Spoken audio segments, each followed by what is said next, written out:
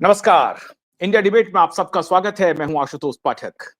मित्रों, 20-30 अप्रैल को अभी का बहुत ही एक मेजर अपडेट है जो मैं आपके साथ शेयर कर रहा हूं।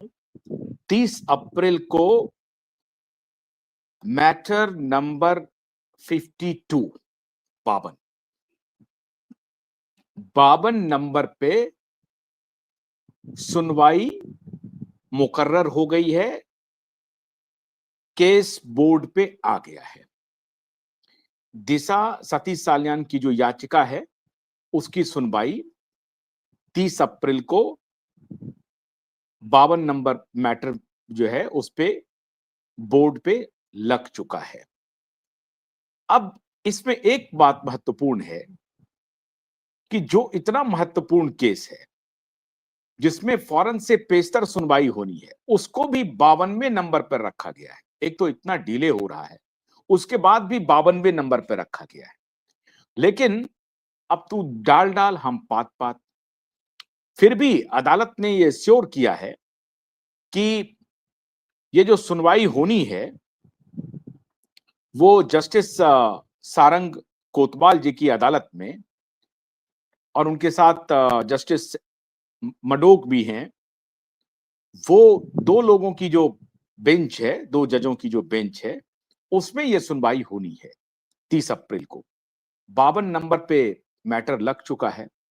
तो आप ये मान के चलिए कि किसी भी हालत में सुनवाई तो होगी, अगर जज की इच्छा होगी कि बाकी जो 51 मैटर्स हैं, वो जो 51 मैटर अगर बहुत बहुत, हालांकि सारे जो मैटर होते हैं हाई कोर्ट में जो जाते हैं वो महत्वपूर्ण होते हैं, मैं किसी को कमतर नहीं आंक रहा हूं, लेकिन अगर बहुत महत्वपूर्ण नहीं हो तो ये एक महत्वपूर्ण केस है जिसके ऊपर पूरे देश की निगाह है।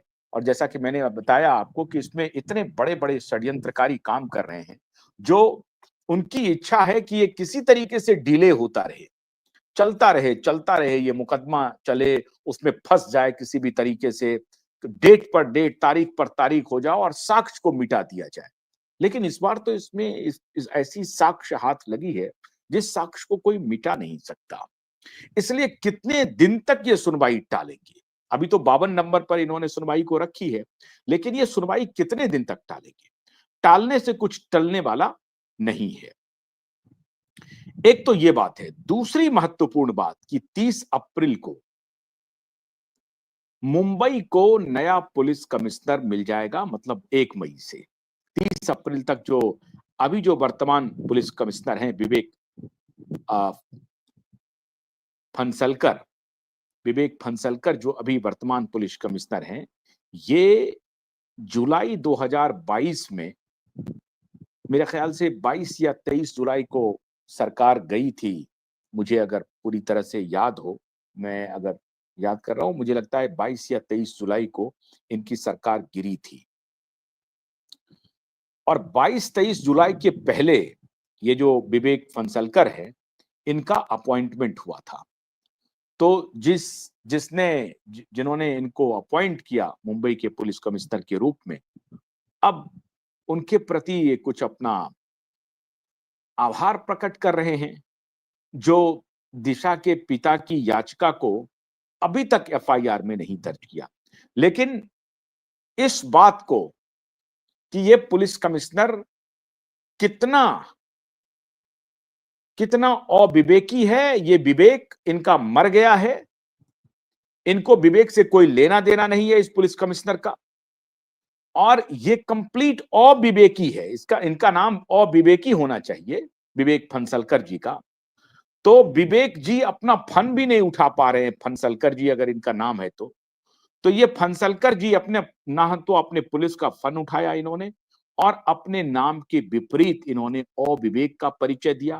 अविवेक नहीं है ये पूरी तरह से भ्रष्टाचार का एक बेहतरीन नमूना है, बेहतरीन नमूना। ये नमूना परमवीर सिंह के बाद ये दूसरा नमूना है मुंबई में, जब विवेक फनसलकर ने अपने रिटायरमेंट के पहले आदित्य ठाकरे को कम से कम 30 दिन का तो वक्त उन्होंने गुजार दिया आदित्य ठाकरे को और उद्धव ठाकरे के प्रति अपना जो चमचागिरी है, अपने आका के प्रति अपनी चमचागिरी का पूरा रहस्य उद्घाटन कर दिया। और ये प्रकटीकरण जो है विवेक फंसलकर जी का यही रहा कि आपने मुझे मुंबई का पुलिस कमिश्नर बनाया था मेरे आका, मैंने आपका ऋण चुका दिया। तो ये जो इनकी भ्रष्टाचार सामने आई है, ये छिपेगा नहीं। और इस बात को लेकर के मैं समझता हूं कि हमारे जो वकील महोदय हैं, उनको जरूर ये बात कोर्ट के संज्ञान में लाना चाहिए कि कोर्ट के आदेश की प्रतीक्षा क्यों की जाती रही, जब कानून ये कहता है कि सतीश साल्यान एक याचिका लेकर के गए हैं, विक्टिम के पिता हैं, गैंगरेप और मर्डर का संगीन जुर्म का आरोप है, फिर भी एफआईआर नहीं दर्ज किया। ब्रॉड डे लाइट में यह काम हुआ और मुख्यमंत्री फडणवीस साहब इतिहास याद रखेगा। ठीक है, आप इंतजार कर रहे हैं अदालत का, लेकिन ये सब जो काम कर रहे हैं ना कि हम अपने ऊपर तोहमत नहीं लेंगे, हमको तोहमत लेने की आवश्यकता नहीं है, अदालत को हम तोहमत, अरे क्यों? कोई झूठ कर रहे हैं आप क्या? कोई गलत काम कर रहे हैं आप क्या? आपकी सत्ता इससे जा रही है क्या? आपके ऊपर आरोप लगाएगा कोई क्या? नहीं लगाएगा, नहीं लगा सकता है। और अगर लगाएगा तो उसका कोई महत्व नहीं है। विक्टिम के पिता आकर के कंप्लेन कर रहे हैं। दुनिया का कौन मुख्यमंत्री होगा जो अपने सदन में बयान तो दिलवा रहा है लेकिन एफआईआर दर्ज नहीं करवा रहा है, और अपने अपने जो पब्लिक प्रोसिक्यूटर हैं उनसे कहवा रहा है कि नहीं, हम सतीश साल्यान की याचिका का समर्थन करते हैं।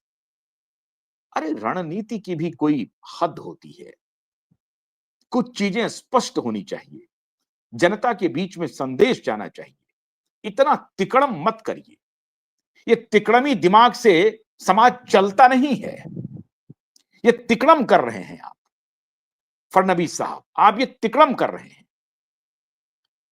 कि आपका home minister, deputy home minister parliament अपने सदन में, विधानसभा में बयान दे रहा है कि सतीश साल्यान की याचिका को हमने गंभीरता से लिया है।